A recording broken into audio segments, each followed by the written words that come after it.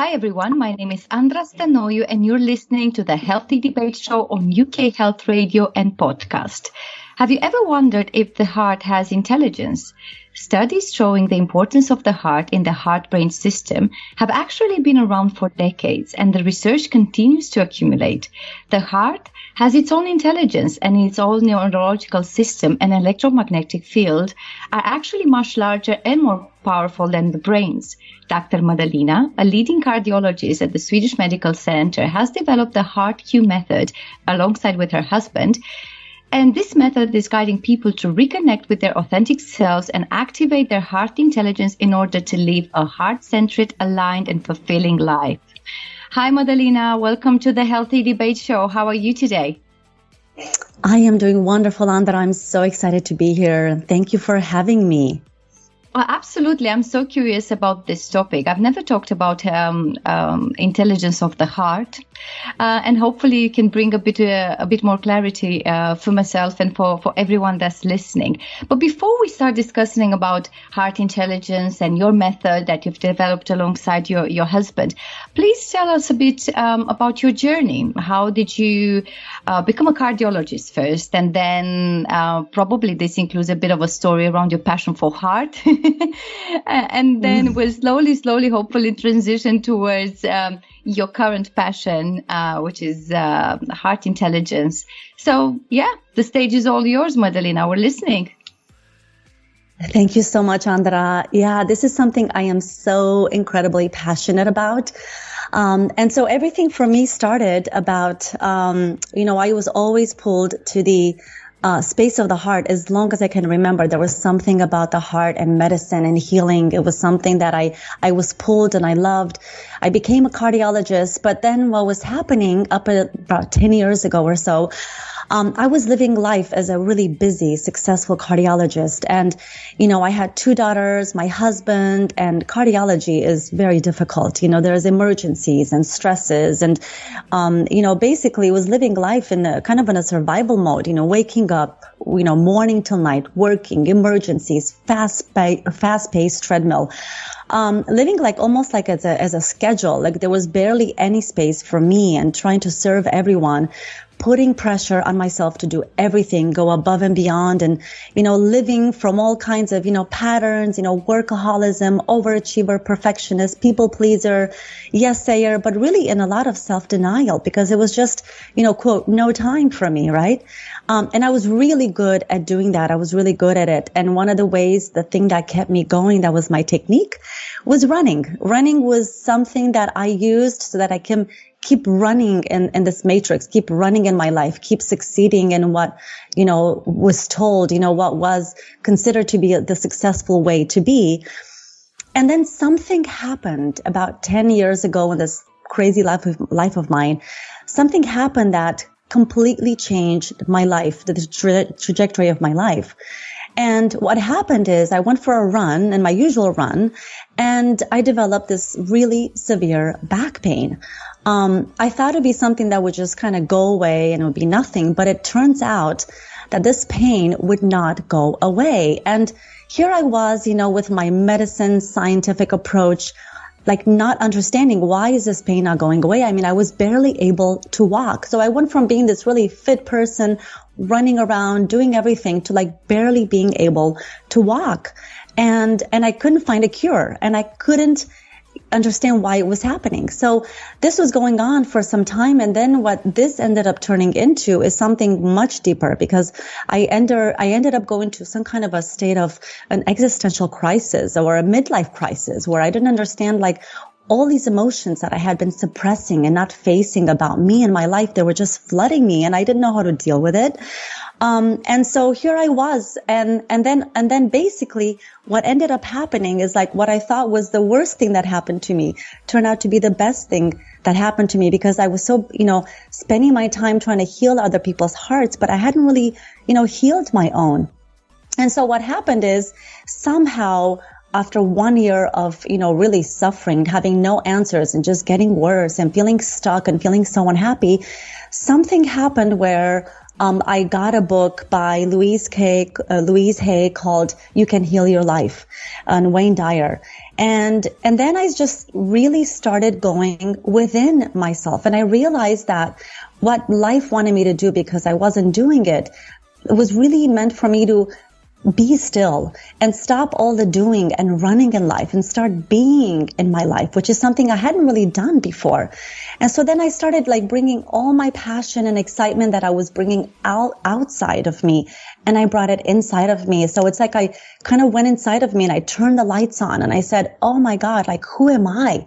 What is my purpose in life? What am I here to do? Who am I beneath all these layers and patterns and all of that? So that was the journey where I started going really deep within myself in a state of beingness and just really becoming passionate about that. And so what I basically spent, years, trying to understand who I was, realizing there was so much healing that I needed to do from all the, childhood trauma, did all kinds of experiences and immersions and workshops in all kinds of realms of consciousness, of the heart, of spirituality and energy healing and psychology.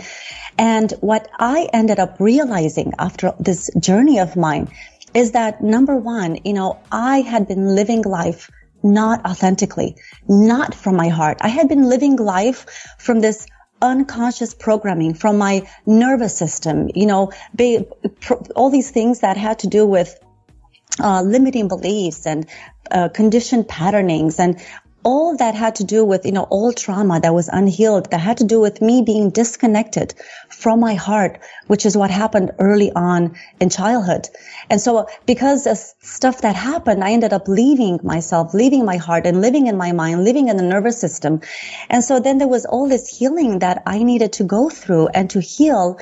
And then that's what brought me into my heart and realizing that the reason that I was suffering, the reason that I was not in my authentic self, the reason that I was so unhappy and unfulfilled is because I had created a misalignment.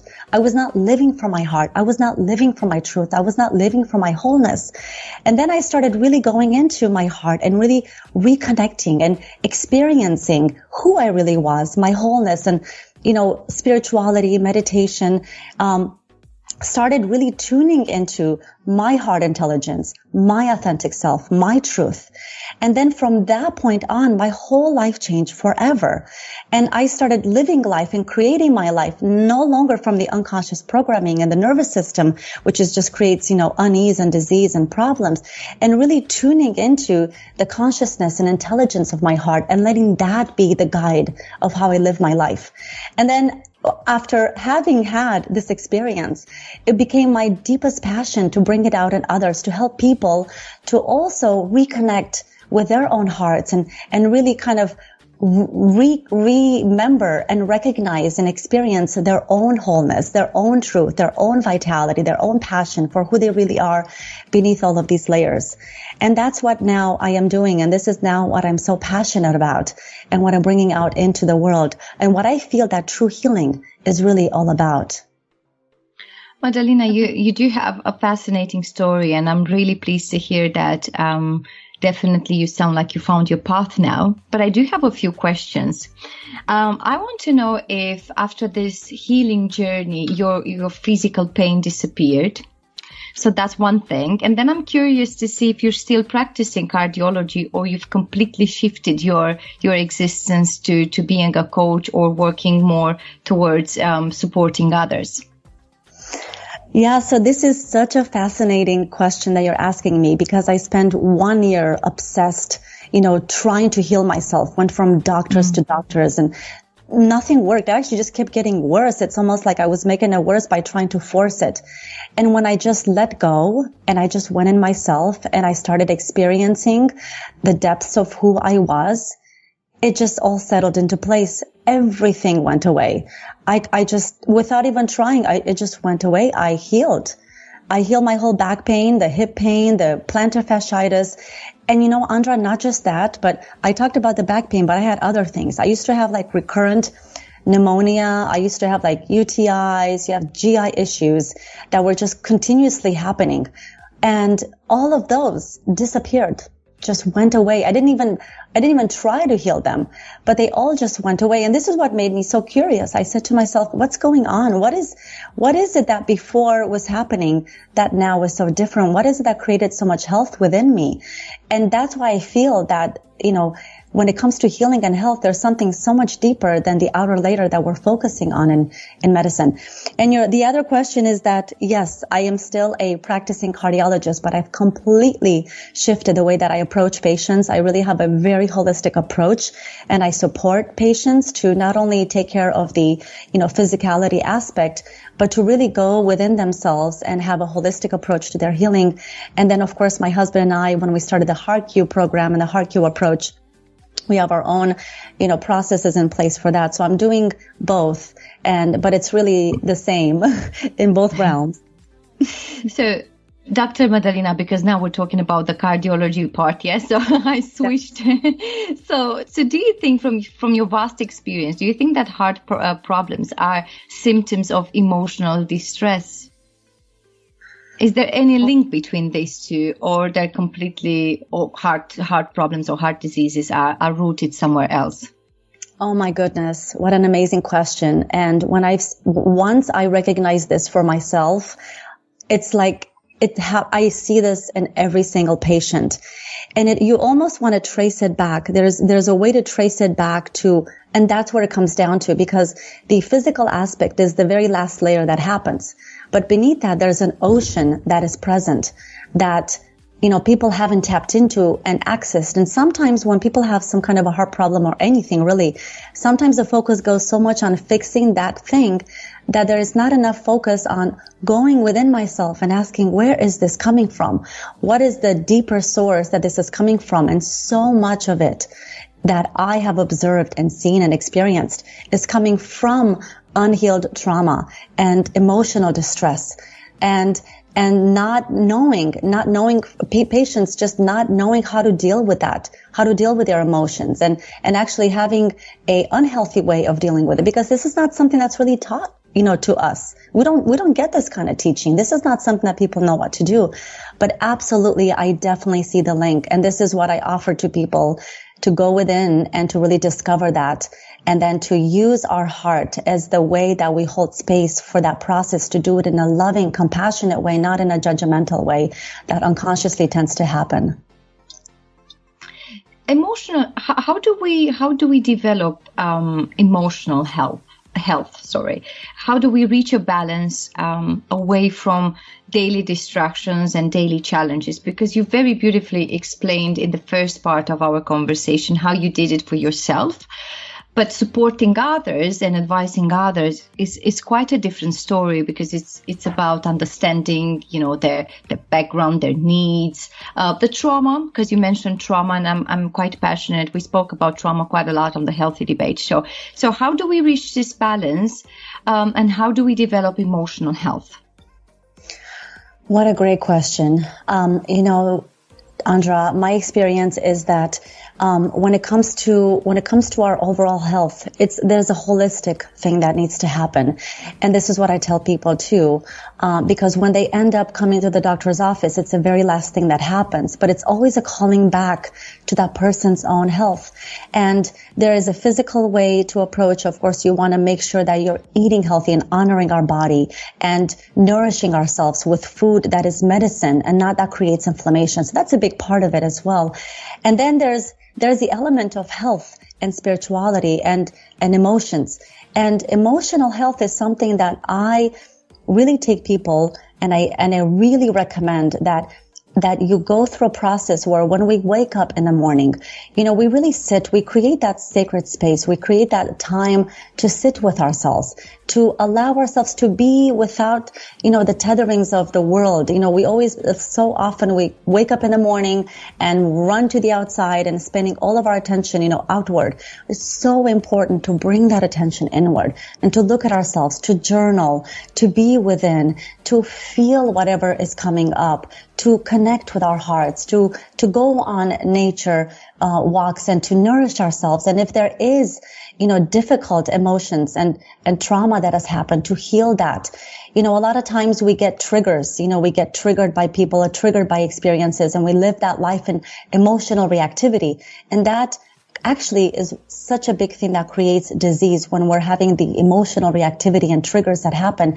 And that is actually a portal that is telling us that there's something there. Whenever we have emotional triggers, it's telling us there's something there for us that we need to heal and go inside ourselves and discover what is there inside me that needs to be healed, that I need to pay attention to, that I need to love, that I need to forgive, and then that I need to grow into and grow out of.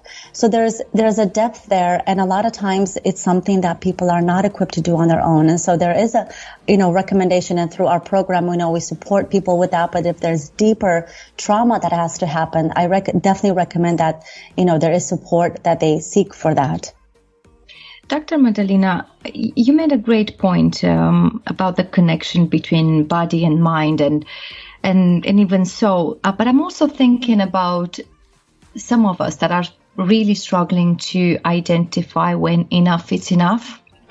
How do we know that it's time for us to stop and start looking inside and start exploring maybe some situations, some events from the past? Because you said you had great knowledge, you were practicing cardiology, you had great experience. I'm sure you were exposed to books and to information that's related to the psychological side of humans. And it took you a while until you found your own feet and you found, the real call. So how do we know when enough is enough? How do we know where to stop? What are some of the signs that are telling us that we're not living a healthy emotional life?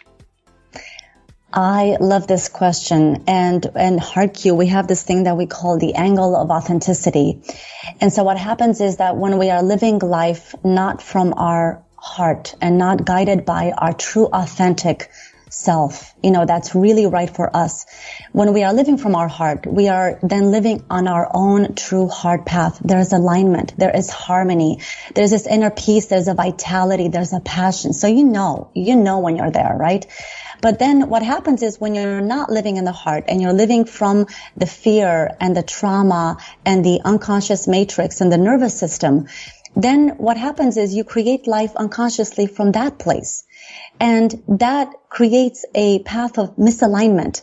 So you're living away. There's the angle that moves you away from your authentic path. And the greater that you're moving away from your authentic path, the more the suffering that happens. And this is how it shows up in life.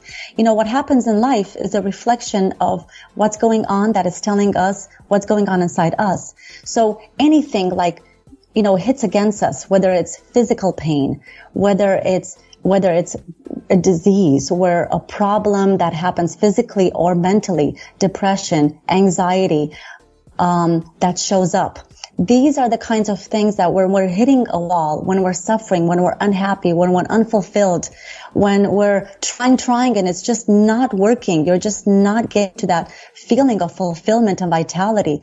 And you're either experiencing physical disease or mental illness, or depression or anxiety. That's a sign. That's a sign that there's something going on within us, that we need to stop moving forward in that direction and just pause and go the other direction, which is inward. So instead of going outward where we've been going, which is not getting us to where we want to be, that we need to pause and really retreat inside and go within ourselves and start exploring, start discovering what's really going on. Who am I really? What is my truth? And that's kind of what happened to me, exactly what happened to me. One of the things I've noticed throughout my life was the fact that I seem to discover more of myself in relationship with others rather than exploring things on my own. So, for example, in my friendships or in my work relationships, I seem to show up as you would expect, in different ways. And for me, that was a really interesting resource to use to see how I face the world in different instances. And I think, going inside and doing some self-exploring is extremely valuable. And I think everyone should try this every single day. I think we should all have this almost critical analysis, isn't it? That allows us to take a step back and recognize where things can be better or where things don't fit. But I would also think that, using the family you have around you or the friends as a resource for feedback might be a really good indicator or support in helping us understand where are we currently sitting. The reason why I'm saying this is because a lot of the times, our emotions show up as frustration, maybe, or as anger. And sometimes an external view on how we behave and how we show up in the world might help us. What's your take on that? Have you noticed similar things? Do you think this should be an individual journey, maybe separated or less influenced than others, or would you rather integrate this? I really love this reflection, Andra, because I really feel that there is a blend of two things that is important to happen. Absolutely. And that's the power of the relationships. When we're just sitting on our own, only doing things, we're missing out because we're not seeing the blind spots. We're not seeing the things that are not known to us. There's things in life that we know that we know. There's things that we know we don't know, but we don't know what we don't know. And the way that we get access into those things that we don't know, which is actually what's driving us so much and what's responsible for how our life is being created, is through our relationship to others. And the relationships are serving as our mirrors to ourselves. So yes, absolutely. I really feel that it is so important to have both things happening. There's a space and a time to retreat within, to be with yourself without the distractions, without the tetherings, and just really sit in that solitude and really experience what's happening. What am I feeling? And in addition, it's so important to use our relationships as mirrors, like with our deepest relationships are showing us what we're experiencing, what is happening inside us. So like, when things are happening and I'm getting triggered and I'm upset at this person or that thing, it's actually showing me this is how I'm responding to life. Oh, this is like my pattern and what happens when I don't believe in myself. So our relationship to ourselves is determining our relationship to others. So it's a mirror. It's actually one of the most powerful things we can do is to look at our relationships and how we show up to others is a reflection of how we're showing up to ourselves. What are our perspectives? What are our thoughts and our limitations and our patterns? So I think that combining both of these is so important in that deeper expansion and growth into who we really are. Dr. Mădălina, let's take a short break, and when we'll be back, we will be continuing our conversation about heart intelligence and emotional health. UK Health Radio, the station that makes you feel good.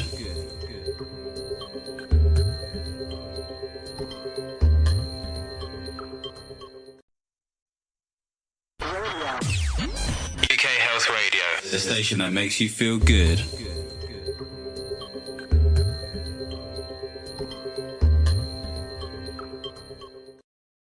Dr. Mădălina, before the break, we were discussing about emotional health, and you made some great suggestions around how to be able to identify when we need a break, how to balance our life, and how to develop emotional health. I want us to go back to heart intelligence, because I know you've spent a great amount of time focusing on your methods. So before we get there, tell us a bit more, what is heart intelligence and why is it important?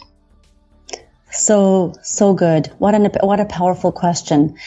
So heart intelligence is the intelligence that all of our hearts possess. It's always there. It's always available to us, but we're just not accessing it. And the reason we're not accessing it is because we're unconsciously blocking it with all the unconscious thoughts and patterns and limiting beliefs. So it's creating like a blockage and prevents us from accessing our heart intelligence. And so basically the way that I look at it, there's two forces in life. One is the force that happens when we're just living in our mind, living in our nervous system and driven in life, the force of, driven by fear, by need to be loved and be validated and to be safe. So that's a lot of times what's driving us if you were to like really follow back when people are making their decisions. So that's very different than heart intelligence. Heart intelligence really has to do with what is that deeper truth, that deeper wisdom that exists within each person that really nobody knows for that person. There is no greater teacher, no one that knows that deeper truth and wisdom other than your very own heart. But what happens is that the way that we get access to that, it cannot be through the mind. It cannot be through, I want to know my heart intelligence. It's not like that. It's not through forcing or willing, cannot think our way to it. It's something that we experience by coming out of the mind and really dropping and surrendering into our hearts. And there's a process for that. And when we have to open our heart because we unconsciously close our heart to ourselves. So we have to open our hearts. And then we stay and are present in the energy and the essence and the feeling heart. And then from that space, we can access our heart intelligence, which is something that happens where we can actually feel the answer. We receive the answer. We allow it. It's not like the mind grasps and wants and needs to and forces it. It's something that we receive, that we allow. But first, it's a matter of getting out of the mind, opening the heart, really being in that presence of the heart. When you know that, we've all had those moments we're watching the sunset, playing, laughing, being in that heart expansive state. Well, in that space, once you're there, then you can actually feel into and receive your heart intelligence that tells you this is it. And the thing with the heart intelligence is that it's very important to not try to understand it, not try to say, well, why is that the case? Because that just destroys it, makes it go away. It's something that you receive, you welcome. It may not make sense. It may be, it has nothing to do, it cares nothing about, it cares nothing about you validating yourself or safety or what other external standards. The only thing that your heart intelligence is there is for you to feel what is your truth. And when we live life from that place of deep authenticity, guided by a heart intelligence, that's what creates an aligned path. And the heart is interested in that. The heart is only interested in what is it that you love, that you want, that brings out vitality, that brings out that alignment. And it's interesting because now we actually have studies. HeartMath has done a lot of studies on this where, the heart has a very powerful electromagnetic field. It's like 5,000 times more powerful magnetic field than that of the mind. And you can actually measure the electromagnetic field and you can feel that when we are in our heart, you can measure that when you're in the heart emotions. So compassion and vitality and love. And, then your heart field expands. And that's when we're open and that's when we can access this. But when we're in the energy of stress, judgment, criticism, fear, resentment, you can feel how that heart field shrinks and shrinks and shrinks. And that's because, stress takes away your energy. When we're in that stress state and running around and feeling all of that, it actually consumes, it takes away your energy, it takes away your vital energy. And that's why one of the reasons you get sick. Whereas when you're in your heart, you actually create energy. It's a creative energy. It brings, you can feel the harmony, the love, the openness, the creativity. And this is, by the way, something that accounts for the flow states that you may hear about. People are in this flow state. It's a very different high compared to that other state that comes from the cortisol and adrenaline. We're in that stress state. You explained it so beautiful and so nice, and I'm really fascinated about heart intelligence and what you explained about the difference, the electromagnetic field, right? That is significantly higher than your brain. I believe that was the information, right? So correct me because you're the specialist. I'm trying to keep up. But what I'm really curious to find out, Dr. Mădălina, is what do we do when life is not great? What do we do when we're feeling miserable? What do we do when, you're crippled with anxiety? Because then it becomes a bit harder to identify even your emotions or to feel the joy that expands your heart. What do we do then? This is exactly what happened to me way back 10 years ago when I couldn't get my back healed, when I was in so much pain and I was stuck in these energies of depression and just deep unhappiness. And like I was so miserable. And that's exactly what happened. So what happened to me is now when I look back, it's called the Kensho moments. Whenever we're in that energy and in that state, that is actually the calling of our heart. When that means that whatever we're experiencing, we are so departed and so disconnected from our true self, our path, our healing. That is actually our calling of our heart asking us to journey back. And that journey is not necessarily an easy journey because there is things that need to be healed, like trauma that hasn't been accessed, and also these mental patterns, these emotional patterns that are, we've basically acquired, from family, generational things that happens over the years. So there's all of that needs to be healed. That's not something we can just, avoid and connect to our hearts. It doesn't work that way. That when all of that is there, it actually creates a wall around our heart. We can't really access and go into our hearts. So first we need to open to that, face that, feel that, experience that, heal all of this. And only then can we actually then connect to the expansiveness of who we really are inside. And that's what I needed to do. I realized, for instance, let me just give you an example from me. My greatest patterns were, so I was workaholism, overachiever, overdoer, perfectionist, yes sayer, and people pleaser. But if you were to look at these, and these were the things that I was living in. But if you were to look at it, like my overachieving is because I had to do enough in order to feel enough. I had to work so much so I can say to myself, okay, now I'm worthy of pleasure and love. And, I had to please everyone because then I'll be loved, because I didn't have that self-love. And I didn't even know that all of this stuff was happening. I had no idea because I never really explored all of that. So that's what I call, looking at the outward surface things that are going on and using them as a way to trace ourselves back to ourselves. And, we do need help because we're used to living life in this way and that way. And Einstein, I love Einstein quote, he says, you cannot solve the problem with the same consciousness that created it.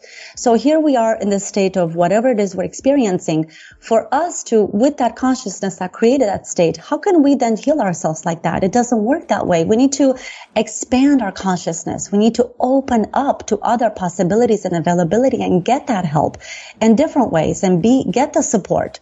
And then we can actually, really experience the healing that our hearts are calling us into.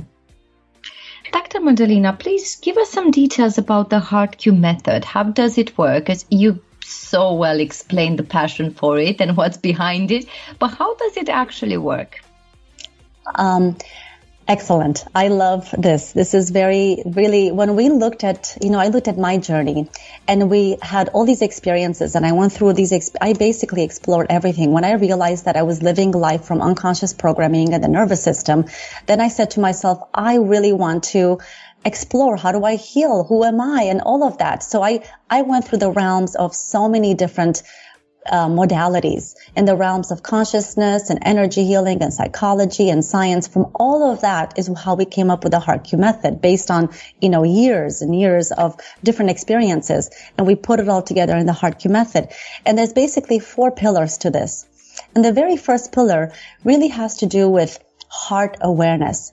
It's a process of, whatever it is that you're experiencing, it's a process of becoming aware, expanding our awareness to what is really going on. We think we know what's going on. We think this is how I am. This is my problem, but there's so much more. So the first step is expanding our awareness. Okay, what is it that I think I am that I'm not? What are my unconscious patterns that I'm living from? What are my limiting beliefs? How are these triggers that I'm living in actually preventing me from being and more of who I am?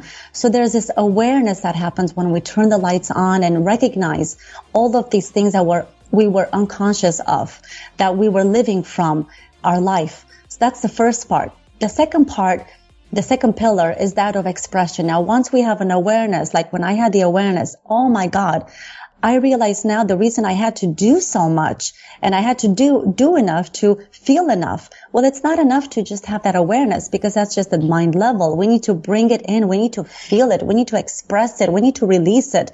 So that's the second part, is like taking what we're aware and really, really bringing it into our body, feeling it, expressing it, releasing it. There's a somatic process to that. Then the third part is, now that I recognize, oh, okay, I'm not this pattern that I thought I was.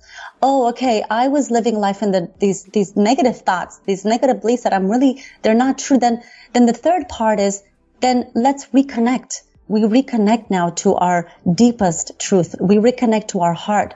So if that limiting belief that I thought was true is not true, then what is actually true? So the third pillar has to do with coming and connecting with the truth, with the wholeness that is within us. There's a process for that, and it's not something we think, it's something that we feel and expand into and experience.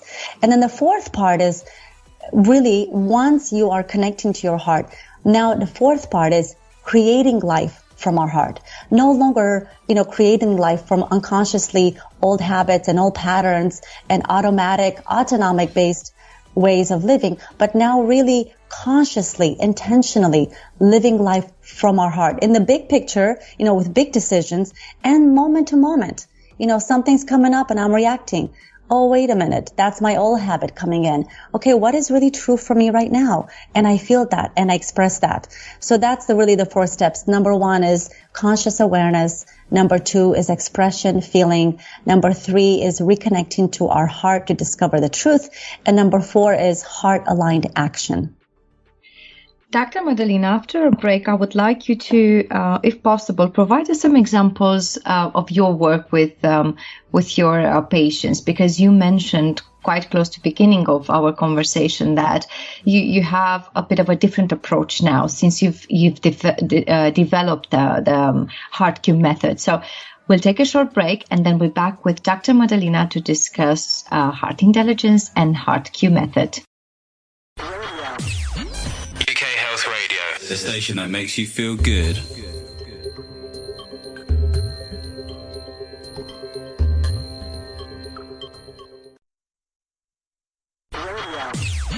UK Health Radio. The station that makes you feel good.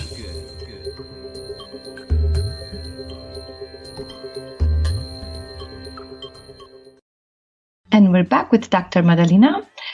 Please give us some examples of the work you've done with some of your patients. Do you have any interesting situations where healing happened faster because of this holistic approach, or some insights of how some of the heart issues, for example, slowly disappear due to this approach, or on the contrary, when maybe things didn't work out as planned, because that's also quite a good learning point, isn't it? Yes, absolutely. So I was saying earlier that a lot of times when people are showing up in my office with heart problems, they're there. And what's really happening, even though it's not really being seen or felt, is that it's actually their hearts asking them to come back to themselves. That's really what's happening. And it's really important to, what I do is, okay, we take care of the problem, of course. We got to take care of whatever the heart issue is. We take care of that. But then we don't want to just focus on that, external fixing. We want to bring then the attention and the focus inward. What is the deeper message? So for instance, I'll give you an example of a patient that I saw in the office, not too long ago. I had seen this patient. He came in just, heart racing episodes. He was having these arrhythmias, having high blood pressure, just all these things that were happening with heart rhythm and high blood pressure and, diabetes and, seeking, what's going on. So I took care of all the physical problems. And then after we took care and figured out, okay, what needs to be done for this and what are the tests and what are some of the medications we consider, then I really and I can feel into people how ready they are to receive, I can feel that. So then what I do is I always open up the conversation to number 1, how can we have a heart healthy life. And very, like I was saying earlier, so important is just how we honor our bodies. What are we exercising? What are we eating? Are we eating nutritious food like, green stuff, or are we eating inflammatory food, which is like all the processed food? But then there is something that, we felt into, that I helped him to explore, that really his heart was asking, which is, this particular patient is so busy doing everything for everyone. There was really never a moment for him. He never took any time for himself. Everything was about everyone else. So he was running on this treadmill, trying to do everything for everyone, but meanwhile, completely empty and depleted inside. So that was basically that was like the heart expressing the stress that was being felt, because that lack of him really honoring himself and honoring his heart and like really taking and care, that self-care. So then my recommendation and our discussion is how important it was to put ourselves first, not last. A lot of times, I'll get to me if I get to at the end of my task list. And so we had to have a paradigm shift, and really you are number one. So what does that mean? What does it mean when we make ourselves number one? And so then all these things that happen about the self-care and honoring and taking time for self, meditating, emotional exploring, journaling, and all of those things that had to happen. And it was so interesting because he actually took all my advice and all of that to his heart. And when he came back a few weeks later, what was interesting is that his blood pressure had completely normalized. So we completely got him off all the blood pressure medications. All the palpitations that were happening before completely went away. And this nervousness, he had lost weight, like 10 pounds weight. And this nervousness, this anxiety that he was experiencing really was just the incessant mind speaking and the belief. He brought himself into this himself. He brought himself into his heart, and he had created these, habits, because we have to create those healthy habits. And he was literally crying. Here's a man just crying, saying, oh my God, I have my life back. I have myself back. And now he had instituted all these practices in his day that was there to basically honor himself and honor his life. And that's just one example of something that, we experienced recently. It's really fascinating that the connection between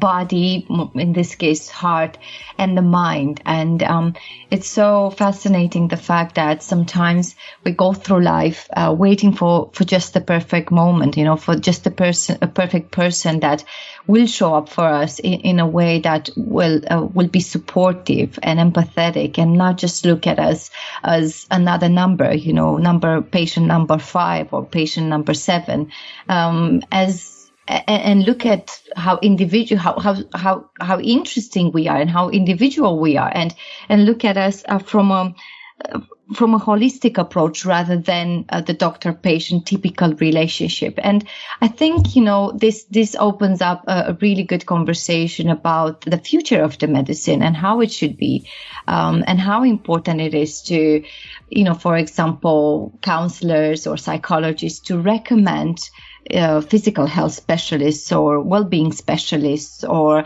alternative medicine specialists when they approach the healing of a patient, and vice versa. So hopefully this will maybe in 5-10 years time we'll see a switch in the paradigm, and people will understand that we're complex human beings living in complex environments, and there is this need to maybe stop separating fields and start having a more holistic approach to health.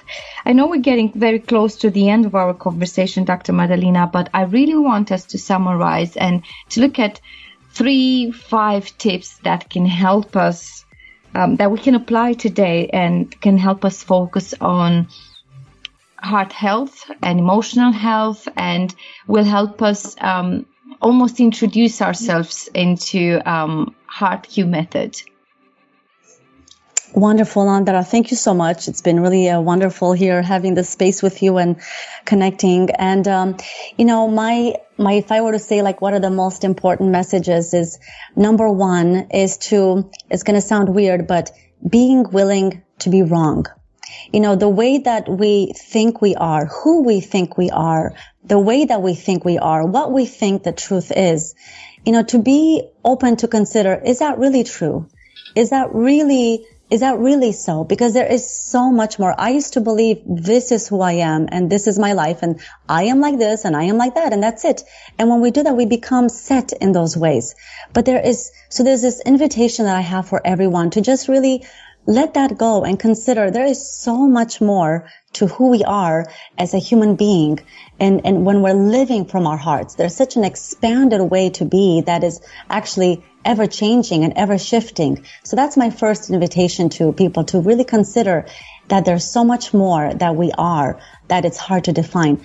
Number two, my second takeaway message is that whenever we're having the most difficult life moments, a midlife crisis, some kind of crisis, whatever that is, whether it's a physical crisis, an anxiety crisis, an emotional crisis, that it is difficult, it is painful.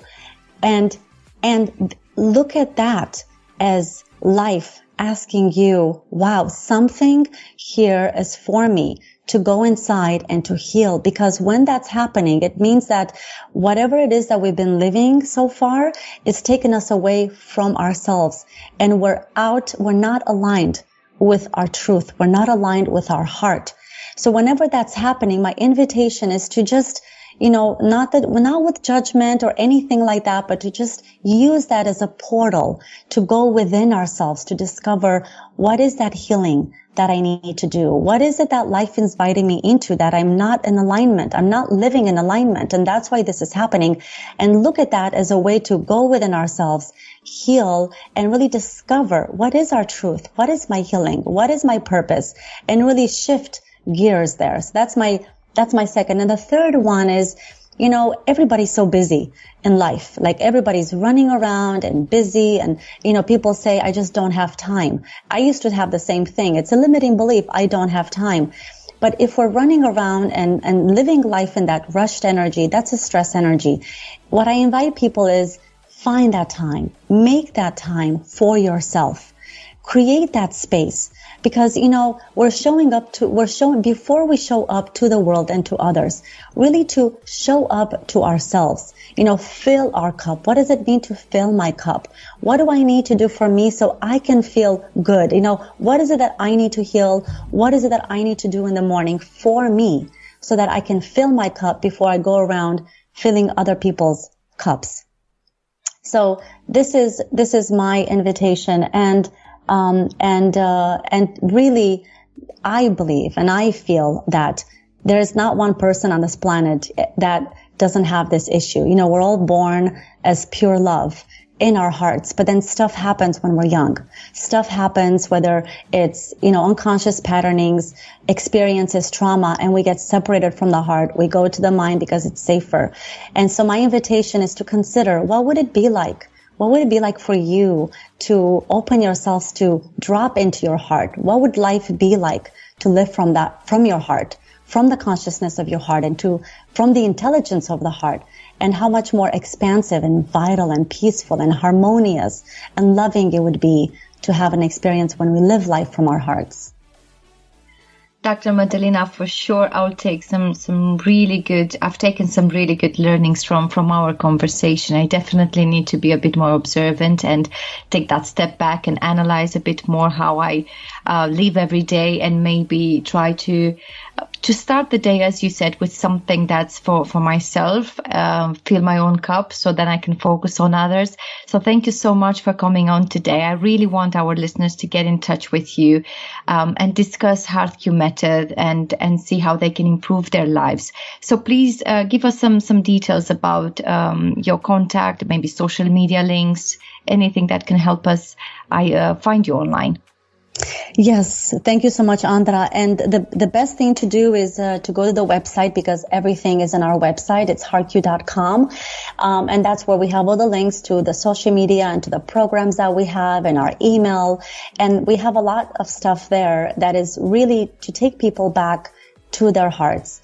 The program that we're actually just about to bring out right now, it's called Unleash Your Heart, and it's a live experience and combined with an online program where we actually take people through this exact step of, number one, uncovering how people have been living life, from the unconscious way of living from the stress pathways and really turning the lights on and being held in a loving container. Second part being, okay, then if I'm not all those things, who am I really? And that's our heart. And there's a process for us to experience. What does it mean, like who I am? And number 3 is now, how do I create my life from this place? And especially with the New Year's coming up and all the resolutions people always create and never really reach, there's a reason for that. There's a reason for that. And that's what we go into in that third part of this program called Unleash Your Heart.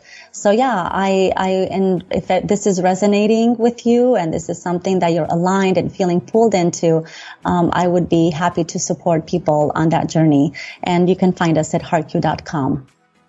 Dr. Mădălina, thank you so much for a wonderful conversation. I wish you all the best with your new program, and I hope you'll come back next year to tell us more about the program, because you just throw it at the end of our conversation when we didn't have the chance to approach the topic at all. But best of luck, and thank you so much for taking the time to speak with me today.